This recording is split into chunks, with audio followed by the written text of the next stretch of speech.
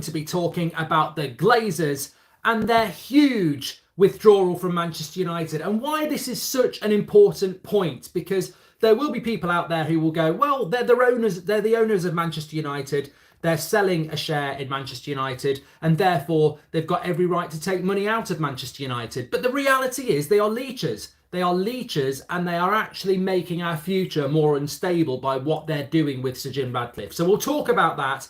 1.25 billion going out of the club, 650 million of it going to the Glazers from Sir Jim Radcliffe. We'll talk about why this is such a shambles and a disgrace on the Glazer part, of course, because it's very important that we're aware of that. There was a great article by Henry Winter yesterday saying that the change of CEO is very important, but of course, there is still a Glazer issue there, and therefore Manchester United fans may still be protesting, may still be unhappy at United. We're also going to be talking about the finer detail of what's going to happen with the director of football. Paul Mitchell's been mentioned, Dougie Freedman has been mentioned, Michael Edwards has been mentioned. We'll talk about what's actually happening there as well. And also we've got some news on when we're expecting this deal to come and be announced by Ineos. Could be tomorrow, could be later today, could be Monday, but we're certainly into the final few days of it. And a big update coming in from the Mirror. Remember, the Mirror and certain journalists at the Mirror have been very close to the Ten Hag side of things. A big update coming in on Jadon Sancho, who effectively, unless we hear anything else, and there are, of course, always two sides to a story, unless we hear something else, Jadon Sancho is effectively refusing to train with Manchester United. That to me is incredible, absolutely incredible. Lots of people getting involved. Don't worry, I've got lots of I've got a laptop here. I've got my stuff on the screen here, so we won't miss any of your chats. Alfie says, "Hi Mark, just watched last night's show, and as a Liverpool fan, from my perspective, I would want Ten Hag to go as I see him as a threat." Well, that's a great. Thanks for a super chat, Alfie, but that's a great point. We were talking about this last night. If fans of rival clubs want us to get rid of a manager, they will say keep the manager. Why is it so many rival fans are saying sack Ten Hag? It doesn't make sense. They wanted us to keep Ollie because he was crap, and yet they want us to get rid of Ten Hag. And I think that says a lot about maybe he is the right guy. But look, let's start off with this big story. I don't know whether many people are going to get this. I hope you do get it, or at least get my point on this. James Ducker in the Telegraph last night came out with an article saying that the Glazers will take £650 million from the deal with Sir Jim Radcliffe. 25% is what Sir Jim is going to buy. 1.25 billion is what he's going to pay for it. Half of that goes to the Glazers, half of it goes to the shareholders. This is bad news for me, because I would rather he was buying I'd rather he was buying 25% from the Glazers, because that would reduce their 69% to below 50%. What he's actually doing is he's buying 12.5% from the Glazers and 12.5% from the shareholders, which takes the shareholders' percentage down from 31% to 19%, and it takes the Glazers shareholding from 69% to 57%, meaning that they have still got the majority ownership. This is known and predicted, and the Glazers will stay as majority shareholders. But the big issue I have is that the Glazers are effectively taking money out of the football club. This is the problem I had at the start of the year, and many of you had as well. 650 million quid going out of the club into the Glazers' pockets. No wonder they've not been taking dividends for the last 2 years.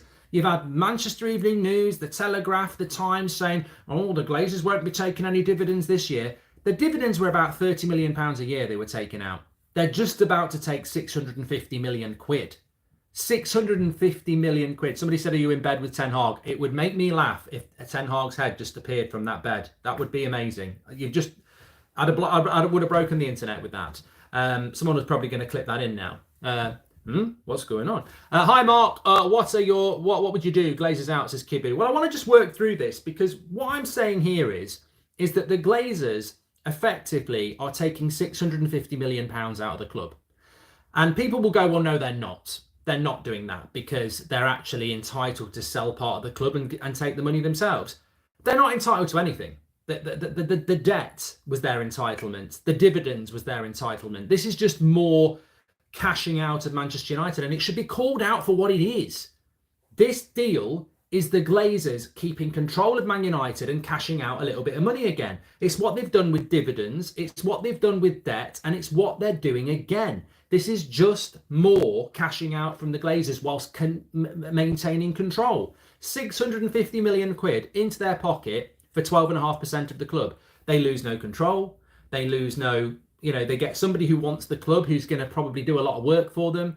It's incredible that people don't see this for what it is. This is what they wanted all along. They wanted to retain ownership, get somebody to put money in and survive that way. And that's exactly what they're going to do. If they cared about the club, then that 650 million would be reinvested into the club. They don't need 650 million quid. They've been living off Manchester United for fucking years. They don't need to take 100 million pounds for each sibling. This is just cashing out. And what pisses me off about it is, and why this deal doesn't work for me, is if Qatar had bought the club, the Glazers get 5 billion, they piss off, and then Qatar own the club and they pump the money in.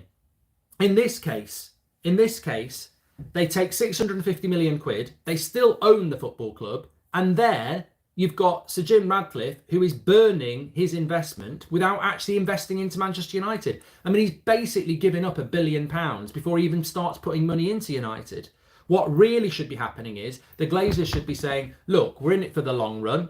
We're going to work on something and let's put that money back in. But it's just money that goes into the Glazers' pocket, and anything that's associated with Manchester United and money going out of the football club has to be called out. They're basically bleeding this club dry again. And you will get people saying, well, from a business sense, they're entitled to that. They're selling 12% and they deserve to get money. But we're not a bloody business. We're a football club. And I'm tired of seeing Manchester United just used as a bank by the Glazers. Remember, they've never put a pound in.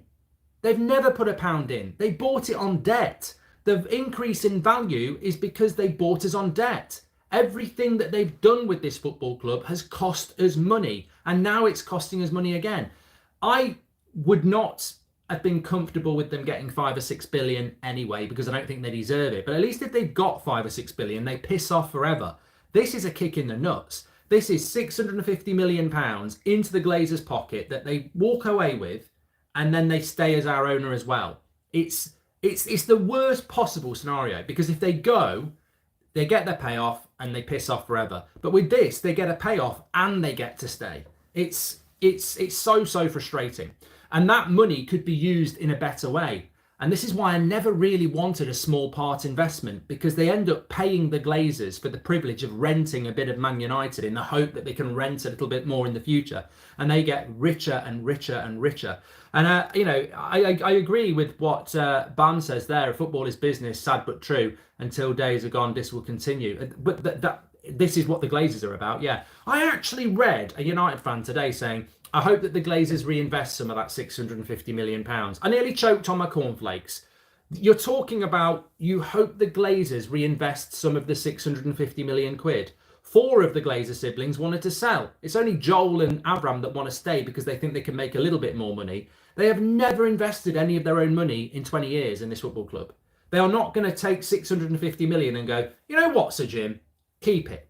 Put it back into the stadium that we've let rot. That's not going to happen. And it needs calling out. It's so important to call this out.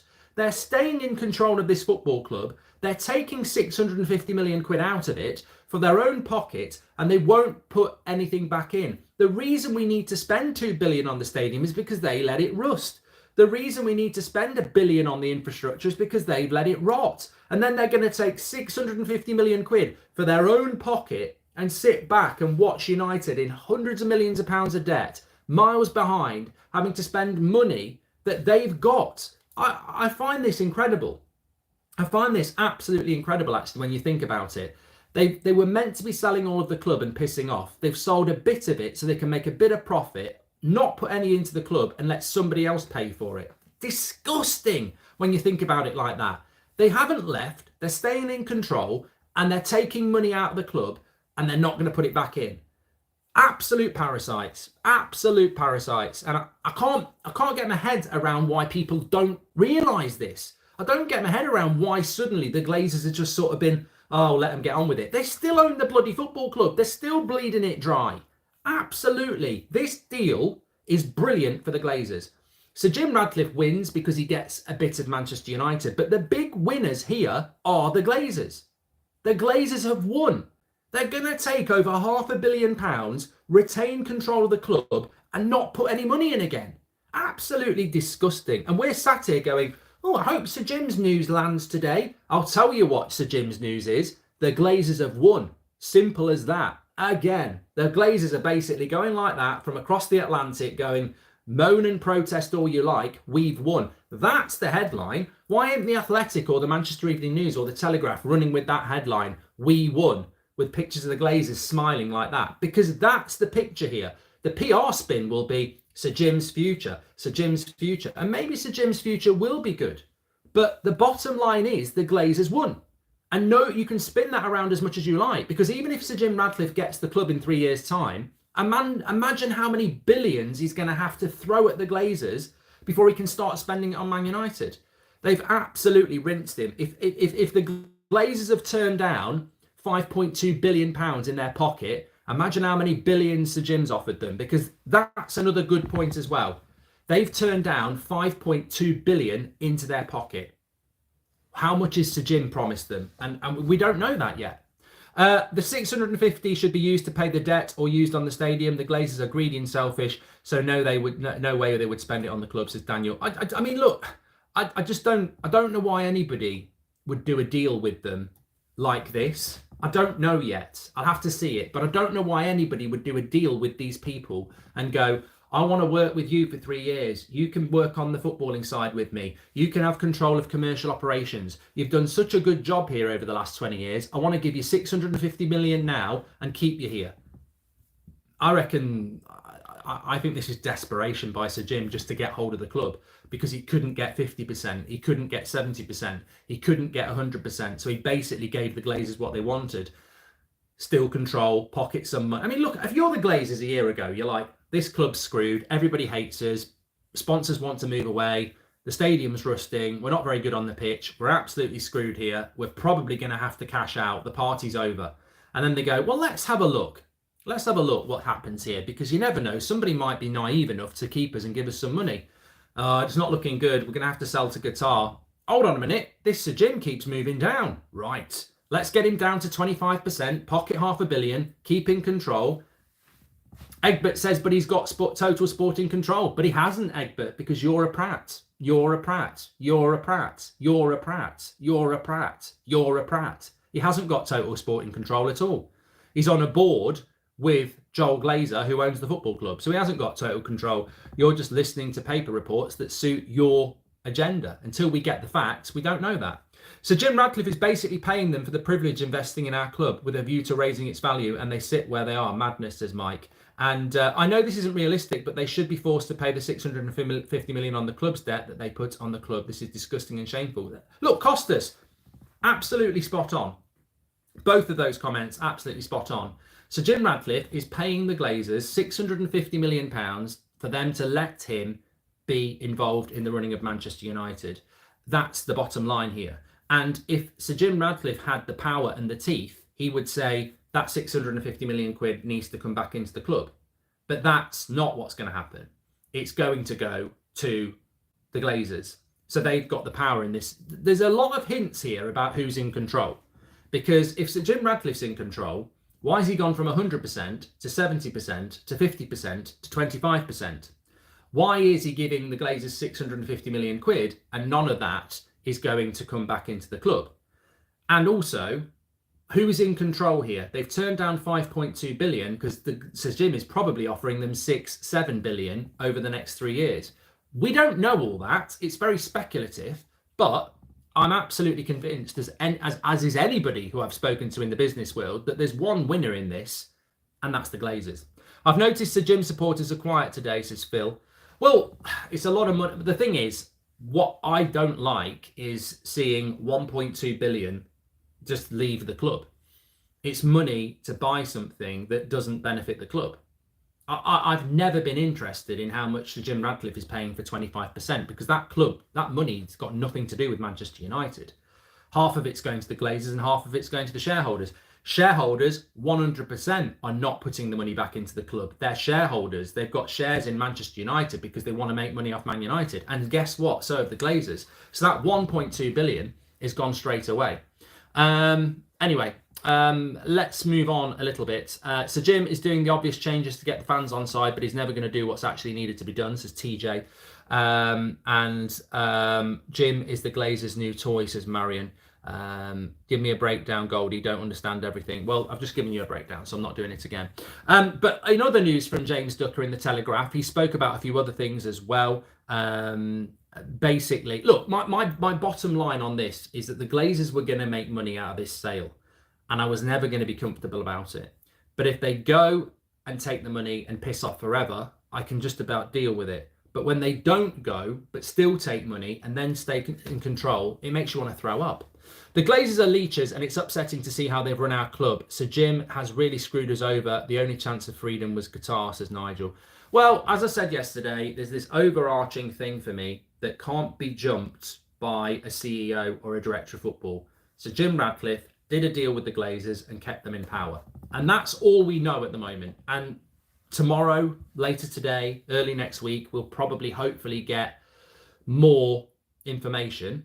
But bottom line is, he did a deal with the Glazers. And when the Elliott Group were going to do a deal with the Glazers, they were the enemy of the football club. So, look, we're going to get spun. There's going to be a lot of PR. The intentions of Ineos and Sir Jim Radcliffe are to make Manchester United great again. I'm not going to deny that. That is the principle. That is the argument.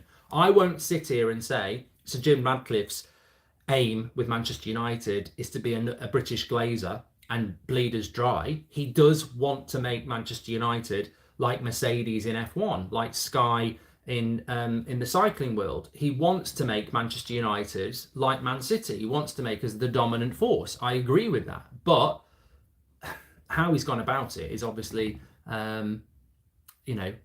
concerning at the moment. Just on the director of football, Telegraph are saying that Mitchell or Doogie Friedman are the early front runners to be the new director of football. Obviously, John Murtagh is still our director of football. That's not. He's in a vulnerable position. How vulnerable? Yeah, John Murtagh will go. I think he knows he will go, but it's when he's going to go. He might not go till the summer. I don't think he's going to go before Christmas, and I don't think we're going to have time to have an impact on the January transfer window. Sam says Qatar were never going to win, as the Glazers were never going to go for a full sale. We can only hope that Sir Jim Ratcliffe has a strategy for getting more control. This is a good point from Sam. The Glazers always wanted what Sir Jim's done. They wanted an investor that gives them $500 million and they get to stay in control. That's what they wanted. Now, what happened is that somebody gave them that. If everybody had said, we don't want to work with you, we only want to buy the whole club, the Glazers were done. They were gone. Nobody can convince me of the opposite. They were done. If the Glazers didn't have somebody to invest in them, they were gone. They'd have had to take the full sale from somebody. Unfortunately, somebody did offer them 25% and an investment, and they've obviously snapped their hands off. They got what they wanted. They won. Just remember, Jim is enabling and facilitating the Glazers to be able to do this. Fans who are happy with this deal with Sir Jim over a full Qatari sale are Glazers in, says Steph. Well, I think the frustration and the argument needs to come back. You know, we're still waiting. I don't know what's happened to this fan base. I don't know what's happened to me in a sense. Like, we're all just sat there going, oh, CEO's been removed. Oh, plans for a stadium. Oh, 250 million is going to be invested in the next 12 months. And it's like, what's happened to us? Where's the passion gone? Where's the vision gone? Where's the desire for what's important gone? I think people need to bring this back, because otherwise we're just behaving like a bunch of muppets. You know, you may as well put some strings on us, because we're being pulled all over the place here. Oh, when are we going to get this news about Ineos? And I think, well, look, when are we going to get the news about Ineos? We've been waiting for a month. But let's not forget, this news about Ineos is Sir Jim working with the Glazers. That's the deal. And we need to be making accusations. We need to be making demands. No, this Glazer out movement has been going on for decades now. And we're all just sat there going, let's wait and see what this deal's all about. Let's wait and see what this deal's all about. Why? Let's wait and see what this deal's all about. Because This deal is about the Glazers staying. The fact that they're not rushing to put this information out shows me that they really are not that bothered about the fans again. Like, this deal is with the Glazers. We could have had huge reaction to this. You know, games cancelled, protests, strikes, don't buy this, don't buy that. We haven't had that. We could have had that. What in the news have we had that would stop United fans taking this to a massive level of disgust? We don't know anything about this deal. All we know is Sir Jim's going to work with the Glazers and give them 650 million quid. But everyone's just gone quiet and gone, well, let's see what it's all about. Well, I'll tell you what it's all about. At the moment, what it's all about is next to nothing information, but he will be working with the Glazers. Not good. Not good. And we need this information. And, you know, we keep trying to find out when it's coming out. And people will say, could have been Tuesday, might be the end of this week, could be the start of next week. And I'm saying to these people, do the club really not get it? They're so lucky that this fan base has just decided to sit down and take it, because, well, we might announce it next week. We might announce it next week. You know, we might announce it in a couple of weeks. Well, but so basically, Sir Jim's doing a deal with the Glazers, and we're waiting for this like little puppies being ready to be patted. Like, what's going on? What is going on? Anyway, in relation to the director of football, Michael Edwards has been mentioned, Dougie Freedman has been mentioned, and Paul Mitchell has been mentioned. Personally, I think this is just PR. I think this is about, oh, it could be Dougie Freedman. It better not be Dougie Freedman. Oh my God, if we get Dougie Freedman, and then we'll get Paul Mitchell. We're going to get Paul Mitchell, basically. I think this is just PR to, so that when we get Paul Mitchell, everyone goes, oh, thank God for that. We're not going to get Dougie Freedman. We're going to get Paul Mitchell. When that happens, I don't know. It might not happen until after Christmas. It might not happen until after the January transfer window, because we're ridiculously close to January now. And I just don't see a scenario where a sale has taken over 11 months that we get John Murtagh out of the club, Paul Mitchell in the club, and then have an active January transfer window. You're talking about 6 weeks. I just can't see it. I can't see it happening. I really can't. I think the January transfer window will be with John Murtagh. That doesn't stop us getting Todibo or somebody like that, but I think we're going to be in that situation where we will get Paul Mitchell, but I don't think it's going to happen before the January transfer window. And I certainly don't think we're going to end up with Dougie Freedman. I think that's just paper talk. In relation to the CEO, Jean-Claude Blanc, formerly of Juventus, is the hot favourite to get this, and I think he will get it. I think it's logical that he will get it, and I fully expect that to happen. The Times are reporting, just in relation to the sale, this 25%, when we'll get an announcement. There is talk it could happen tomorrow. There is talk it could happen early next week. I mean, we needed this yesterday.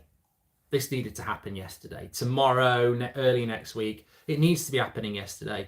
And what my fear is, the closer they put this back to the start of the Premier League, makes me suspicious about the deal. Because if this was a good deal, it should have come out on Tuesday after Sir Bobby Charlton's funeral. There's not much going on. Put it out and let everybody analyse it. The fact that they haven't put it out yet, to me, and they're pushing it back, suggests that they don't really want people digging into it. Because if this is such a good deal, you wouldn't be scared about putting it out there. So why is it not coming out this week? Why is it now next week? Why is it being pushed back all the time? And it could be because the Glazers are still trying to get more money. It could be because Sir Jim's trying to finalise a few things. But there's a hell of a lot, when you think about it, to analyse about this deal. Will it lead to full sale? How much will the Glazers get for it to be full sale? I spoke to somebody a month ago and they said, look, I'll guarantee there's a pathway for Sir Jim Radcliffe buying all of the club. But that pathway isn't going to be a walk from your back garden to the pub. It's going to be, you've got to hit this, you've got to hit this, you've got to hit this. What many people do not realise about this deal is the Glazers could have sold it all for very good money and walked away with billions of profit. And they refused to do that. That shows power from the Glazers. They didn't take a very good offer for Manchester United. A very good offer. What they did is they reduced Sir Jim Radcliffe from 170, 50 to 25%. And then some people out there are saying Sir Jim's pulled off a worldie. Sir Jim's manipulated the situation. Sir Jim's beat the Glazers. And this person said to me, no, that's not what's happened, because the Glazers didn't only have one horse in the race. They didn't have one offer. If Sir Jim Radcliffe was the only offer for Man United, then yes, he probably could have won the race because he can manipulate the situation for himself. But we know Qatar were offering ridiculous amounts of money for all of the club. So the fact that the Glazers refused that really means that the Sir Jim Radcliffe offer was more appealing than 5.2 million.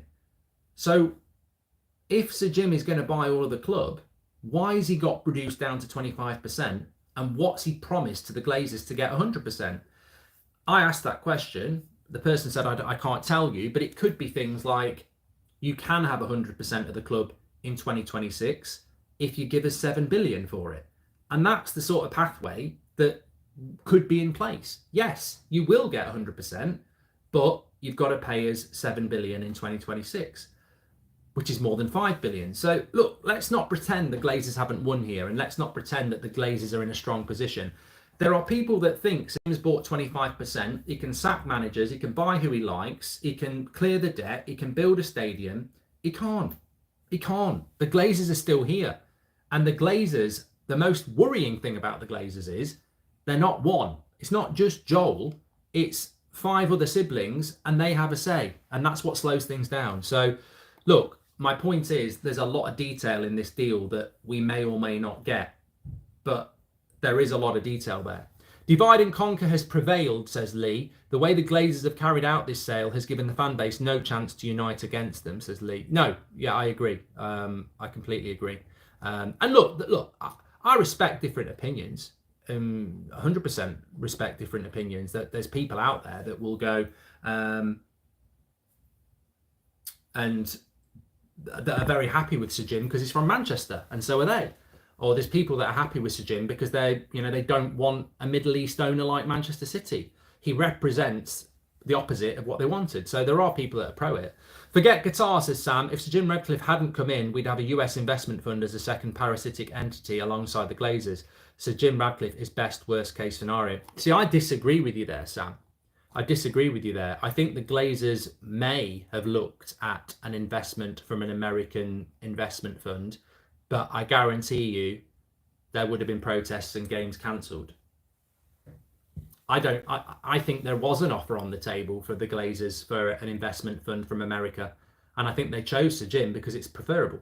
Because Sir Jim is basically Ollie. He protects them. If they'd gone for an American investment company for 25%, I think there would have been protests, games cancelled, chaos. Basically, I don't think Sir Jim is necessarily a better option. I think he's a better option for the Glazers because Sir Jim Radcliffe, from Manchester, fan, protects the Glazers like Ollie did. I actually think the Glazers would prefer Sir Jim than an American investment group. So that's my feeling anyway. Surely Glazer siblings could sell shares to Sir Jim Radcliffe, says Reese. Well, they could do, but we're not going to speculate because we don't know what's going on yet. Let's talk about, let's move the story on a little bit anyway. So Ineos are saying that the Times are saying that Ineos could announce this deal tomorrow or Monday. Let's hope so. I just want to get my teeth into the stats and detail, to be honest with you. But an interesting story coming out from the Mirror, Disco Mirror, who, look, I will always call it out when I notice and see themes. And the bottom line is that the Mirror, from about 4 months before Erik ten Hag became Manchester United manager, had a really, really good... They seem to me to be getting information from close to Ten Hag or close to Manchester United. And I don't think that's ever stopped in the time that we've had Ten Hag. So when I read this, I think it was this morning, I was very interested in it. So it's coming in from Disco Mirror, which is a journalist for the Mirror. I think it's David McDonnell, isn't it, if I've got that right. Basically saying that Jadon Sancho situation, and this is probably the most significant update we've had on Jadon Sancho for a while, but basically saying that Jadon Sancho has refused to apologise to Ten Hag, and this is despite senior figures within the clubs and players as well urging him to do so. So, look, there are always two sides to a story, absolutely. But this, is it about time? Well, no, it's not about time. People can make their own mind up. But it is about time for me to say, at this point, this farce needs calling out for the disgrace it is. I cannot believe that we have a player of the talent of Jadon Sancho and of the hype of Jadon Sancho. I was on that hype train. Remember, we spent all summer trying to buy him and we didn't get him, and then we went back next summer and we bought him. There's not been many players in our recent history that had so much hype and excitement around them. And to be honest, it's been an absolute letdown. And I think there was that patience at the start, that it can take time for a player to adjust. I've seen players like Fabinho have a bad first season. Grealish had a bad first season at Man City. So, just because you're coming in from abroad, that can be a problem. But just adjusting to a football club can take season 2. And we gave Jadon Sancho that in season 2. He missed 3 months because of, we don't know what, but we understand it was probably personal issues. That patience was given. But you look at it and you look at the situation now, and in the 2.5 years that Jadon Sancho's been here, it's been an absolute flop. Like, I've not heard that word used, but he's an absolute flop. He is the definition of a flop, and it just needs calling out.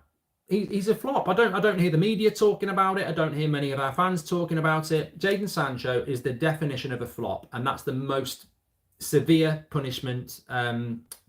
severe analysis I would give. Jadon Sancho is a flop. That's it. I know he's probably got issues going on. I know he's probably got a side of the story that he wants to tell at some point. But as a Manchester United fan, I feel extremely let down. What happened last year, we can deal with. I've never known a player miss 3 months of a season when they weren't injured. But look, those issues are issues that the club and Jadon dealt with. And I think it was admirable how it was dealt with by all parties, including the fans. But this season is not last season. And this is disgraceful. And the fact that we're getting stories coming out that Sancho is refusing to apologise when he's being advised to do it by senior figures at the club, which will be CEOs, directors of football, etc., and senior pros at the club. So maybe the likes of Bruno, Rashford, Maguire, who knows, and he still won't do it. You've got to question the contracts that Manchester United are giving out as well, because if we can put ourselves in a position where a player that we've spent £75 million on and given 300 grand a week to can say, I'm not going to apologise to my manager for basically bringing the club into disrepute. I mean, we all saw the tweet. So if he refuses to apologise for that, surely there's something in the contract where you can fine his wages or do something about him. I mean, Manchester United, to me, just seem to be very weak in this scenario. How do you end up with a player that is that valuable, that talented, on that much money, sat at home for 3 months, refusing to apologise and therefore refusing to train? It's incredible. And look, there are always two sides to a story. There are. And that's why I'm not going to go, I don't like it when people started picking on Sancho about his attitude, whether he was arrogant, quiet. I mean, they're all personal traits that are irrelevant. Is Jadon Sancho playing for Manchester United, available for Manchester United, training for Manchester United in a difficult season? No, he's not. And by all accounts, so far, it's because he refuses to. So he's a flop. He's a flop, and it's an embarrassment on Manchester United, and it feeds into everything else, doesn't it? The owners of this football club who preside over this festering, steaming shit is the Glazers. And what's their motivation to actually improve this football club when people are giving them 650 million quid? More importantly, if the Glazers wanted to sell the full club, why not set a price for Qatar and Ineos to meet it and take your pick? Why wait an X amount of years? I just do not trust this deal, says Daniel Shabar. No, he's done us a favour. He's been a waste of time, says Robert McCormack. Yeah, and I agree. We don't always agree, Robert, but I agree. I think with Sancho, this has to be the end, and we have to remember what has happened this season, that there can be no coming back from this. I don't think, look, Manchester United fans collectively, I think, are the best in the world. And yes, there are divisions within the fan base. We're all fully aware of that. There are frustrations within the fan base. But one thing that the fan base is also very, very good at is the ability to highlight and appreciate certain players. And if those players cross the line, it's very, very, very hard to come back. I mean, look at Cristiano Ronaldo and all he gave the club. And yet, when he stormed off down the touchline, there was a lot of people who were like, that's too far. he's got to go. And that's a legend of the club. Jadon Sancho has basically down tools and refused to play. And he's got no CV behind him for fans to go, I'll give him the benefit of the doubt. It's just not acceptable, is it? Man United are soft. Sancho has the upper hand. He's been paid weekly and he's not even in the team. It's a disgrace. If it was Man City, he would have been gone a long time ago, says Nigel. Well, player power is a massive problem, isn't it? And I think that's probably a conversation for another day. But player power is a big issue at Manchester United. And this is, people talk about player power potentially from people like Rashford or Ronaldo or, any other player within the squad, past or present. But what Sancho's doing is player power. I mean, people like to put things into boxes, don't they? And what they like to think is, well, Marcus Rashford runs Man United because he's crap and gets picked every week. I mean, that's complete and utter nonsense, but we hear people say about it all the time. That's player power, apparently. But what actually is player power is what's gone on with Jadon Sancho. The club are powerless to stop Sancho downing tools, earning 300 grand a week and playing computer games. That's player power.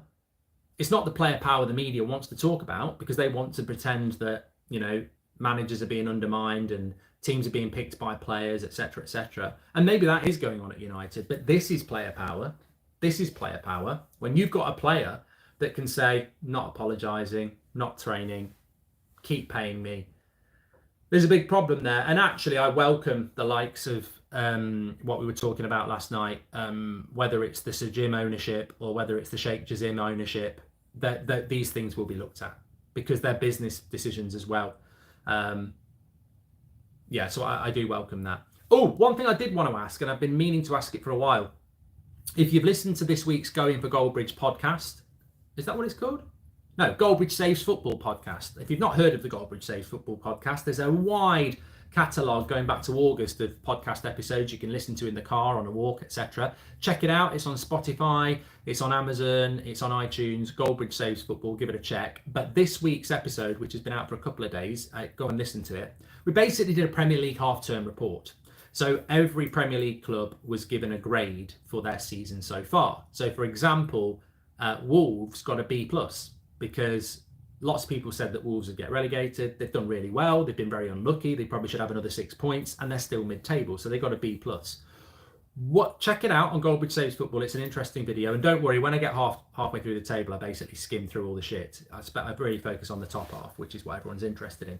But what grade would you give Manchester United this season so far? What grade would you give? If you say the best grade is an A star, then you got A-, A, B+, B, B-, C+, C-, obviously C. What would you give? Tina G says it's a great podcast. Thank you, Tina. Everyone give it a listen.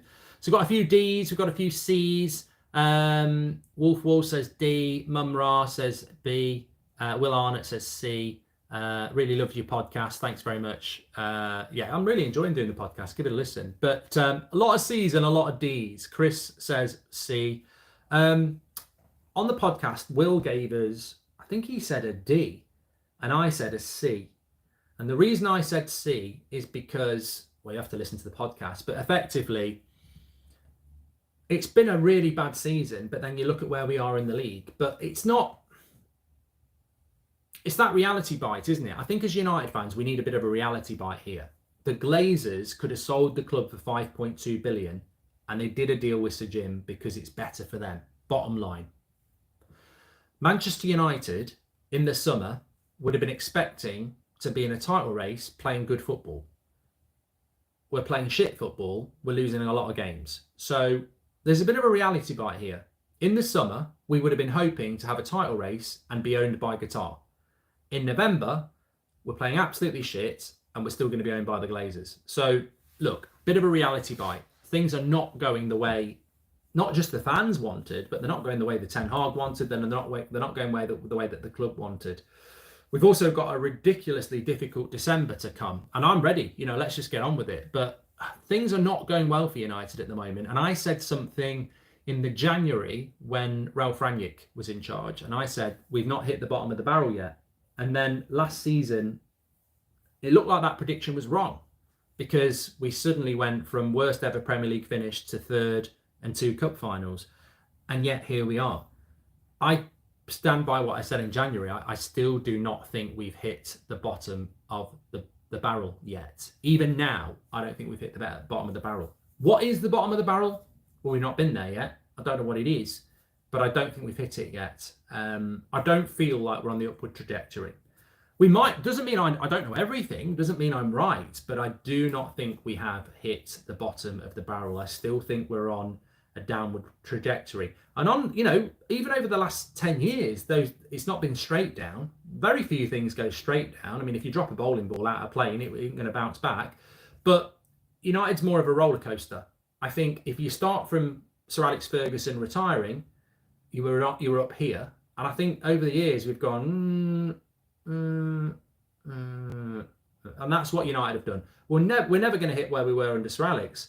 We do have little jumps, but it's basically going down and then the hand's gone. Where's the hand gone? I am in the bedroom, but I'm not going to do that. That's disgusting. So I think we're on a downward trajectory, and you do get little bumps. Like if you think about Ollie, we're going down with Ollie, he gets sacked. We go up a little bit with Rangnick, and then it immediately goes down. Ten Hag comes in, goes up, and then it's going down again. So I think the general trajectory is going down, which is interesting because we've got a video coming out at 2 o'clock. Do not miss this. I think we've tweeted about it as well. Have a think about this because the video is coming out at 2 o'clock. I've already done mine. We've got Beth and Faz and Ricky to do theirs as well. Rank Man Utd managers since Sir Alex Ferguson retired. So Moyes, Van Gaal, not Giggs, Mourinho, Ollie, Rangnick, and Ten Hag. So we're ranking those managers. What I would say is that's a video for 2 o'clock, but on a wider picture, the trajectory of the club through all those managers has gone continually down. That, to me, is not always about the manager. I don't think Solskjaer was a very good manager. I don't. I'll always say it. Legend as a player, lovely guy, not a good coach. But even with that, I still think he could have done a better job if he'd had a right structure around him. Jose Mourinho, one of the best managers that's ever lived. For me, he's the only one I regret sacking in hindsight, and he would have done a better job with a better structure. Van Gaal, the same. Moyes never should have got the job, but I still think he'd done a better job with better people around him. So why do you regret sacking Jose when you were Jose out? Hindsight. If I knew now what I knew then, I wouldn't have sacked him. The player power we weren't really fully aware of. He was quite arrogant. I think I felt at the time that he'd lost the dressing room and it was time to go, and it was. The results weren't that bad under Jose. They weren't. We had a bad season, the final season, but he just finished second. He hadn't been backed in the previous summer transfer window. He hadn't been allowed to sell players he wanted to sell. And he was basically left with a very toxic situation where the players were allowed to win. I'm not saying Mourinho was the answer, but I do regret. I wish we'd backed him, basically. He had to go, but I think we failed him. Yeah. And I did act like the results were bad, Jody, because at that point, you still felt the club was savable. But where we are now, I do regret it. You shouldn't have regrets, but I do regret that one because I think we failed him, and the players failed him as well. And certainly the board failed him. But I'm not saying it would have ended well if we'd kept him for another year, but look, the bottom line is you can't live in the past. You can't change the past. And cold, harsh facts, he would have failed because everybody has failed at this football club. We don't have the structure to be successful. I was talking about this last night. Injuries, ownership saga, fatigued players from last season, poor summer window, players not available for reasons other than injuries. Deadwood still here. Have piled up the problems for Eric Ten Hag, says Siraj. They certainly have. Fantastic show this morning. A big shout out to all of you legends as well, because I'm actually streaming on my phone. I've not done this since who can remember the walk to work? I was thinking about this the other week. I used to have a job where I used to work in banking, and I used to get the train at 6:30 every morning. And on the train, people would be reading their Metro, and I'd be there memorizing my morning show I'd have a thumbnail sent to me, I'd set it up on my phone, and then I'd walk along the canal to work, which was a slightly longer route, but there wasn't many people there, doing a morning show. In some ways, it was a long time ago, but I loved it. I loved those shows. They were great. They were raw. No one was doing stuff like that.